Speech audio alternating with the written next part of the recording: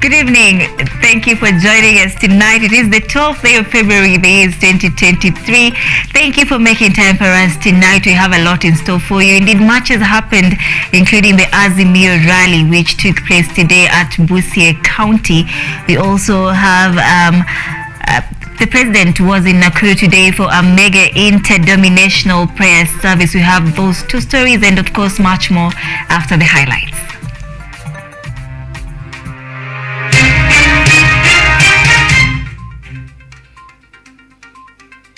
Opposition continues to hold government into account as Azimio holds 5th consultative forum in Busia County.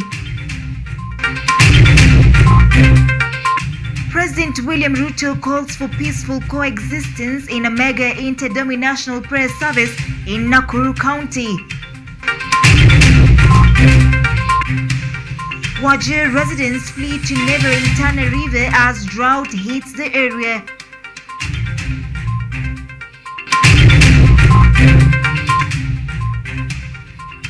And Kenyan 100 meters record holder Ferdinand Omanyala sprints to victory in Paris meet.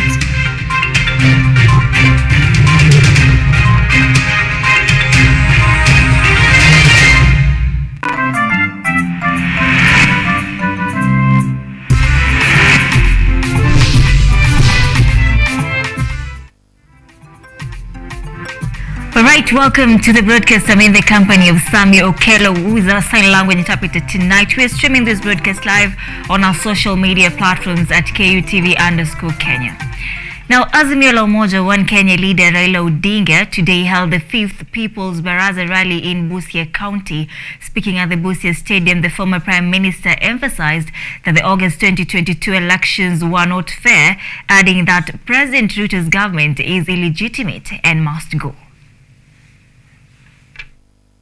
Along with other Azimio la Umoja leaders, former Prime Minister Raila Odinga held on claims that the August 2022 presidential results were illegitimate and a violation to Kenyans' right to vote. While at the Busia Stadium where they held the 5th Azimio rally, the Azimio leader demanded former IEBC chairman Wafula Chebukati to open the IEBC servers for truth to prevail.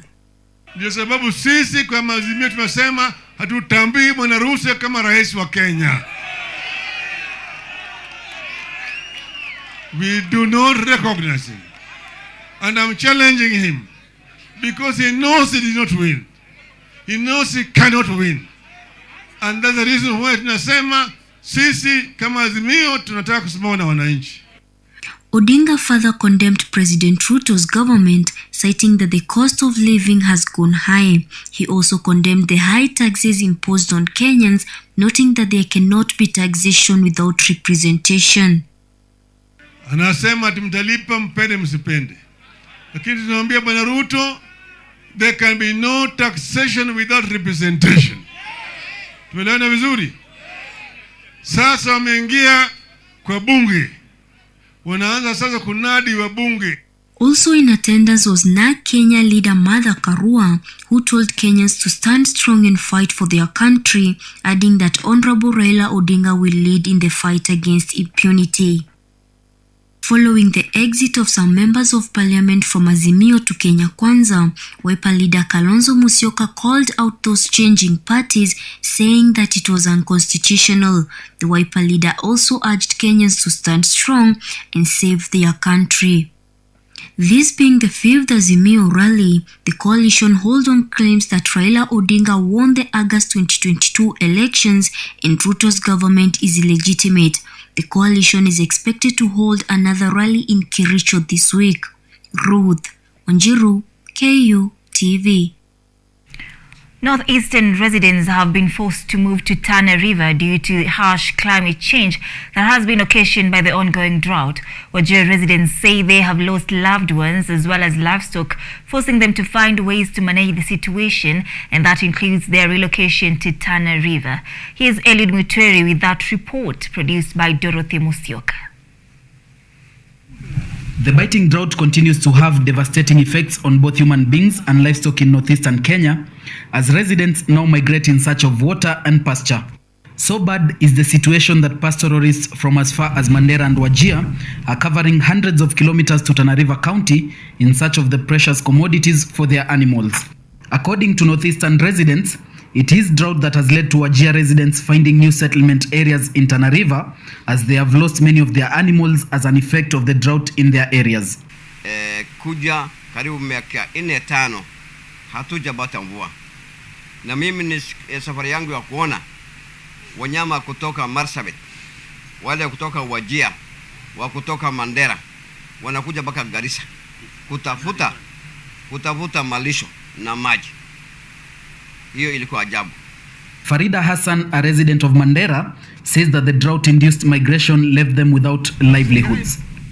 The village located in Sala Ward welcomed them and helped them make makeshift homes for them and their families. Ile ukame ambaye iko sasa hajawahi kuonekana.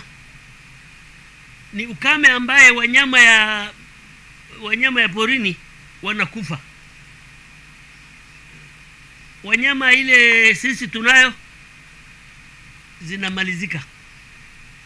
Athari yake ni kubwa ya kuwa kutoka Turkana mpaka Ijara na Lamu wachungaji hawawezi kupeleka watoto yao skuli.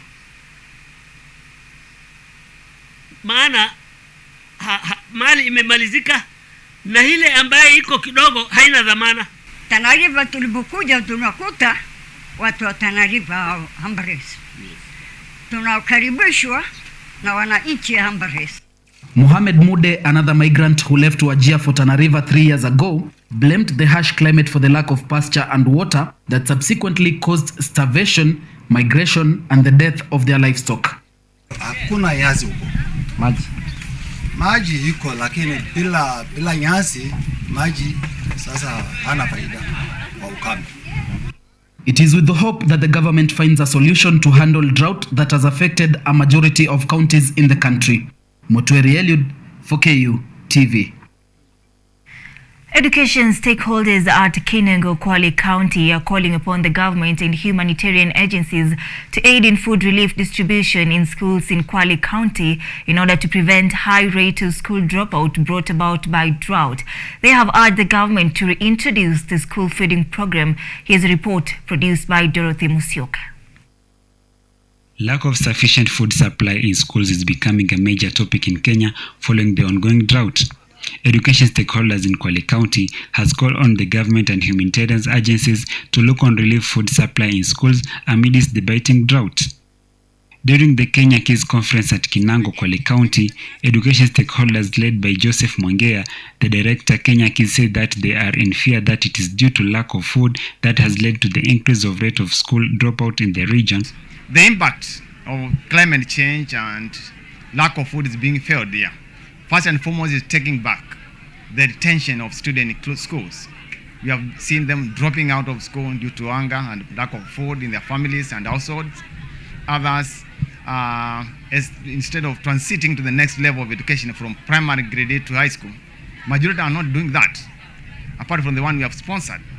So it affects the transition rates of the students as well as the retention rates of the students. Kelly Ballard, a humanitarian volunteer, says that it is due to climate change that has led to drought, thus raising the need to educate people on the importance of basic needs, which includes food. When you're looking at the climate and all of the battles that this area is facing with that, the number one drive that every single student has is to stay alive. And we want to get educated, but when you are suffering with hunger, which I cannot imagine this feeling that they're feeling, that is the basic need.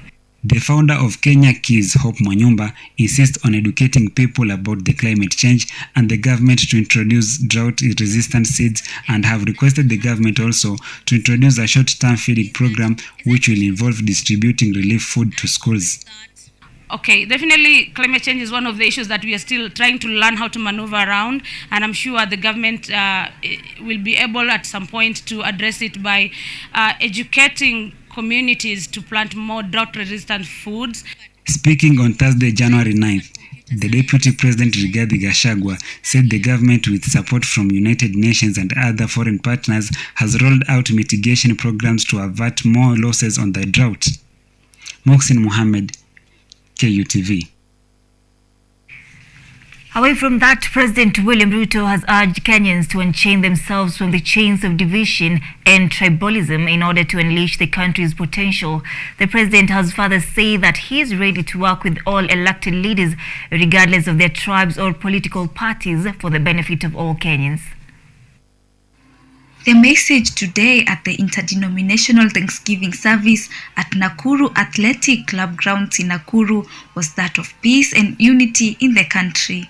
President William Ruto, while speaking during the service, expressed his satisfaction that the nation is more united now than at any other time.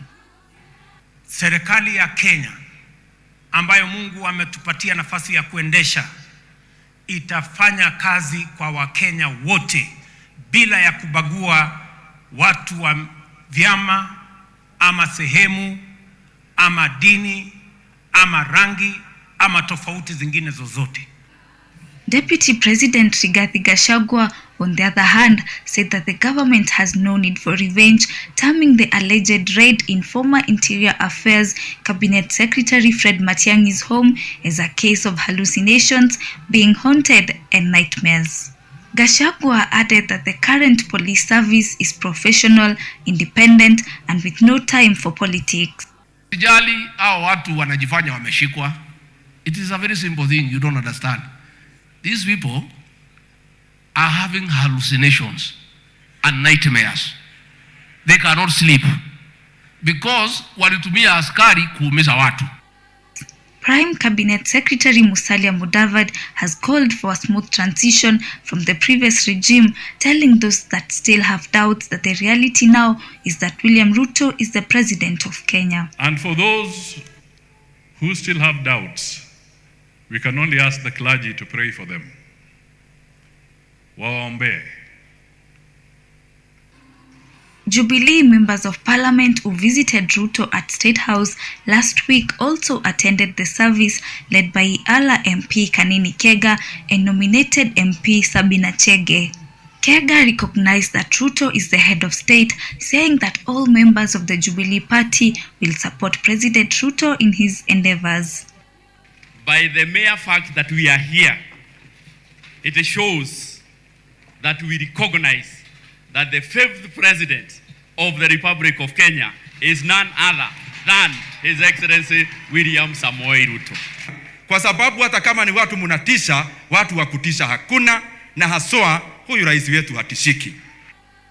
The president also announced he will lead the country to a prayer service on February 14th at Nyayo Stadium to pray over drought and hunger, where the agenda will be to pray for rainfall in the country.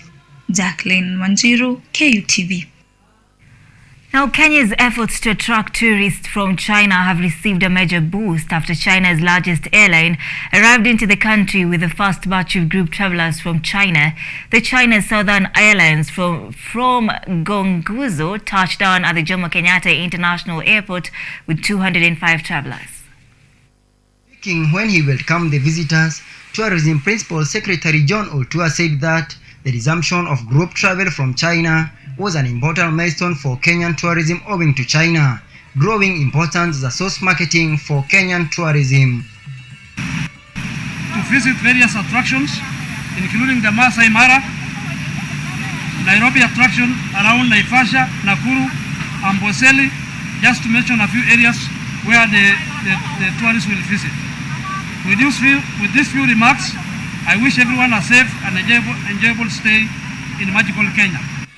The PS further observed that the full resumption of Chinese airline will not only complement Kenya's existing air connectivity but also help in increasing tourism arrival from China to Kenya, adding that the Ministry of Tourism will be working closely with other stakeholders to attract Chinese travelers into the country. We are also delighted by this return, given that China had recorded one of the longest closures on international flights. On his part, Kenya Tourism Board CEO John Chirchir said that Chinese visitors have an adventurous spirit and are willing to find the value for adventure experiences, and that they want them to know that Kenya is an all-round tourism destination by marketing all their experienced product so as to attract all visitors into the country. China is currently Kenya's 6th biggest tourism source marketing internationally and the 2nd biggest source market in Asia. It contributes around 5.5% of total international tourism arrival to Kenya, thereby signifying its immense potential for growth. Wilson Tobiko, KU. Alright, we are taking a very fast short break at this point. When we come back, we're coming back with agribusiness. Stay with us. Acha niweke hizo story.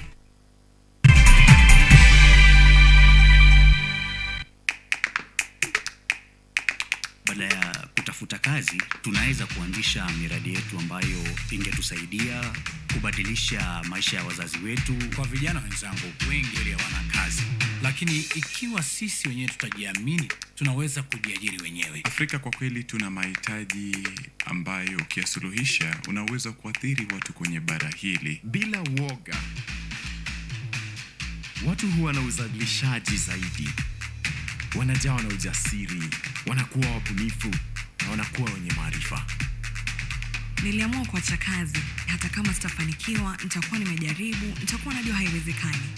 Hakuna kitu cha ajabu hapa. Kila anayepata ufanisi hufanya kazi usiku na mchana. Kitu kitakusukuma na kuwezesha kupata maarifa ambayo hukuwa nayo. Tunajaribu kutengeneza kitu kitakachopita mipaka ya nchi hii. Ikiwa unataka kubadilisha ulimwengu, anza na nyumbani.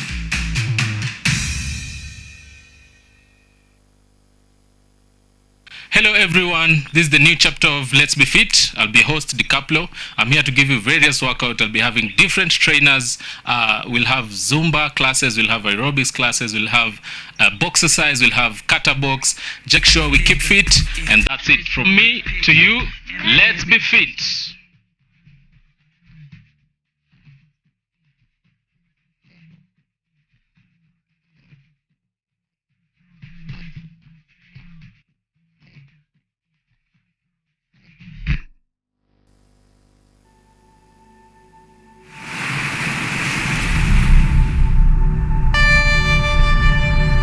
Karibu kwenye mitindo ya kipwani.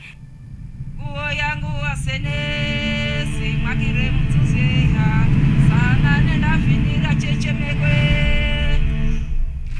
Nguo yangu asenesi makire mtuzeha. Yaani unavyoona basi niko kipwani pwani tu.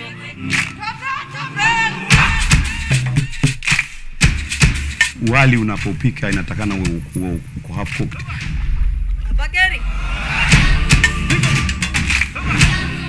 Nipo katika kaunti ya Kilifi, Magavazi ya Gede. Stream live mitindo ya kipwani on our KUTV Facebook page every Saturday 4 p.m.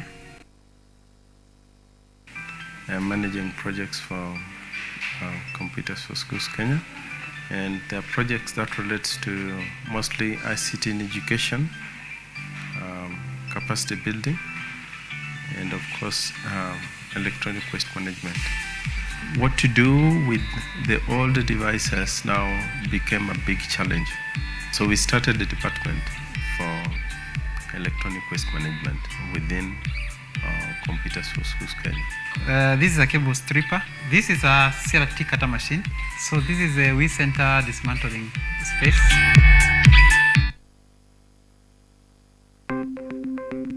Maelfu na maelfu ya wahamiaji wakiwa na watoto kutoka nchi za Amerika ya Kati wanaendelea kuwasili kwenye mpaka kati ya Marekani na Mexico. But folks, I'm going. Thank you very, very much. I appreciate it. Thank you. Ni habari kutoka pembe zote duniani.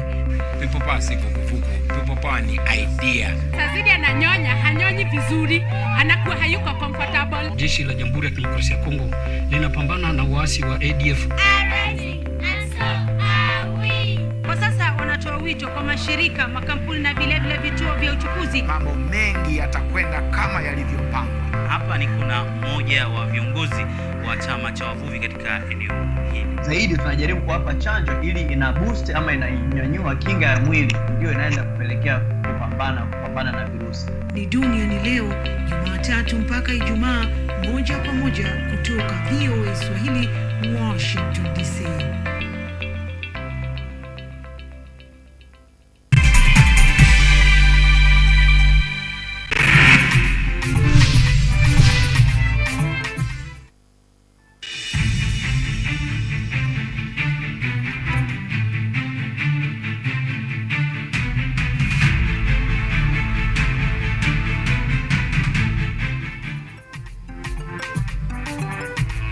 Welcome back. Thank you for staying with us. Now let's take a look at the agribusiness sector.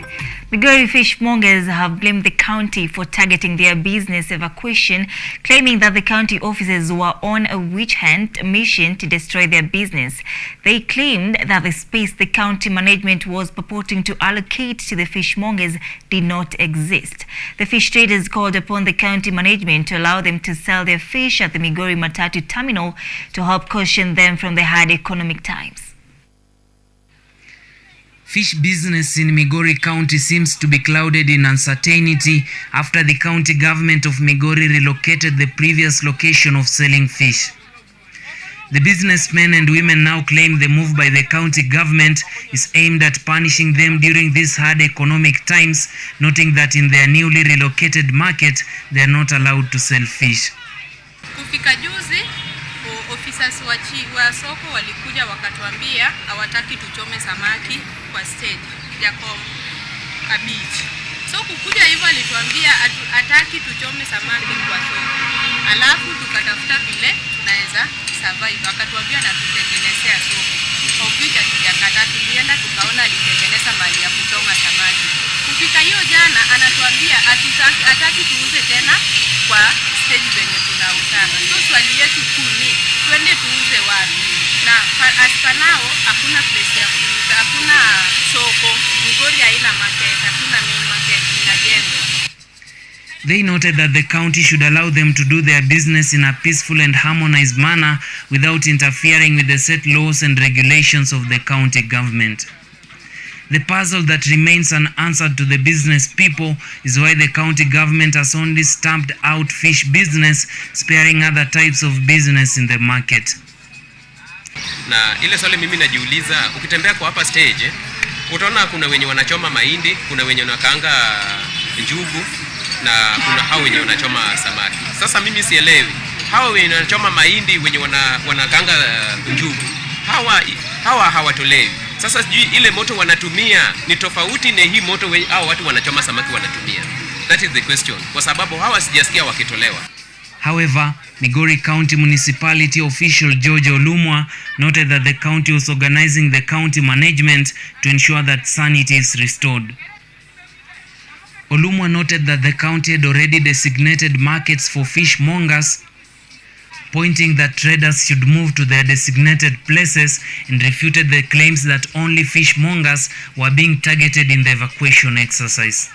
The Migori County government, through His Excellency Dr. Ochilo Ayako, constituted a working committee on urban regeneration and infrastructure, which is restoring order and sanity in the urban areas, the 3 municipalities and including Kihancha town. The programs are elaborate, one of which is to ease flow of transport along the corridors.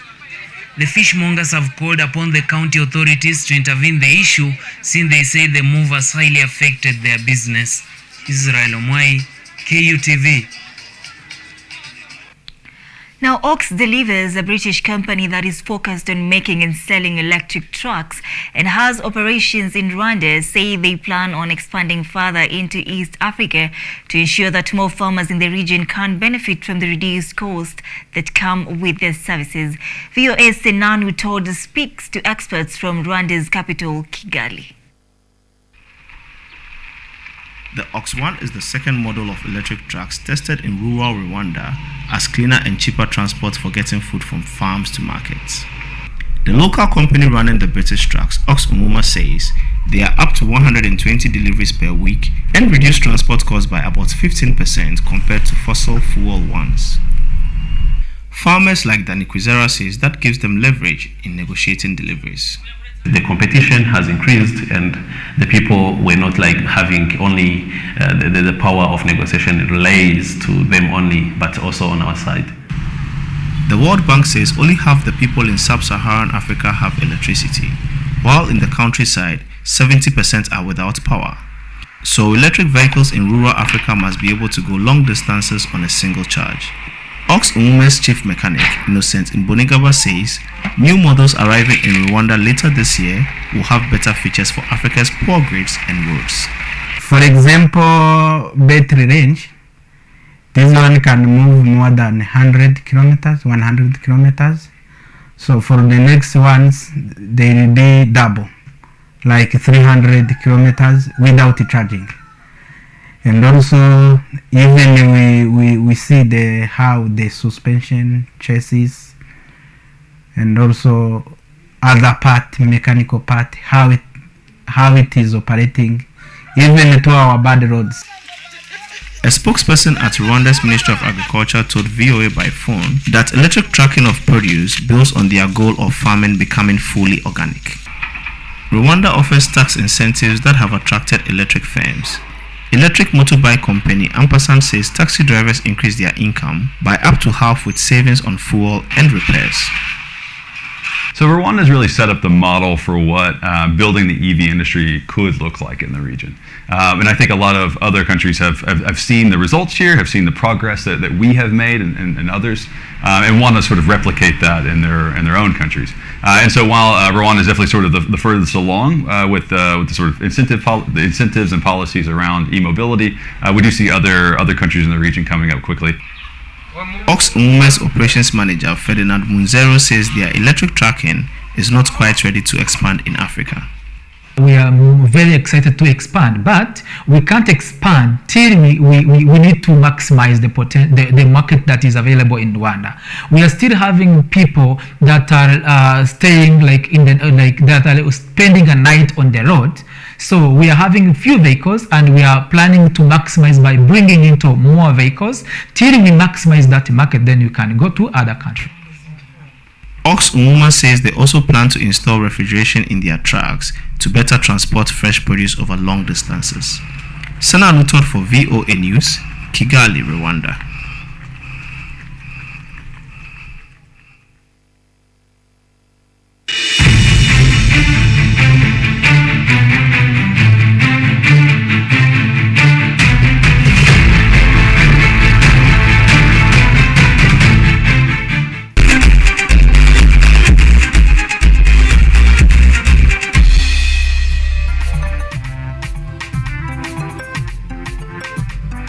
Right now in sports, Commonwealth 100 meters champion Ferdinand Omanyala stomped his 60-meter victory at Meeting de Paris on Saturday in the French capital.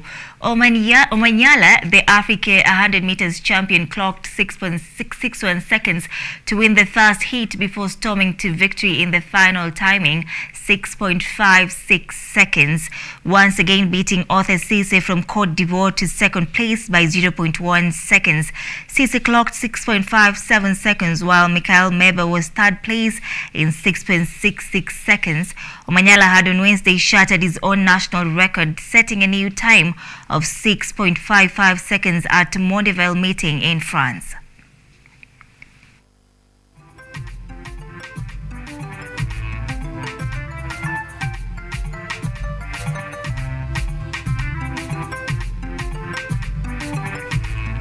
Now, after more than 1 year of inactivity, Harambee Stars are set to return to action in March with 2 friendly matches against Burundi after FIFA uplifted Kenya's ban from participating in international matches. According to Football Kenya Federation (FKF), the matches will be played in Nairobi on March 25th and 28th. Harambee Stars was last in action on November 15, 2021, when they beat neighbors Rwanda 2-1 at Nyayo National Stadium in a Group E 2022 World Cup qualifier.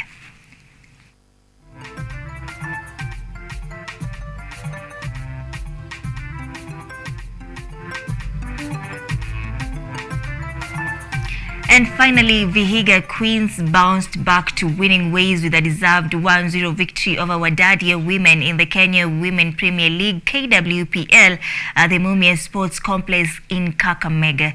Midfielder Maureen After's goal on 10 minutes was all the champions needed to defeat Wadadia in the closely contested tie in Mumias. Vihiga Women sit top with 19 points from 9 league matches. They have won 6, drawn 1 and lost 2 matches. Wadadia remain in 7th with 13 points.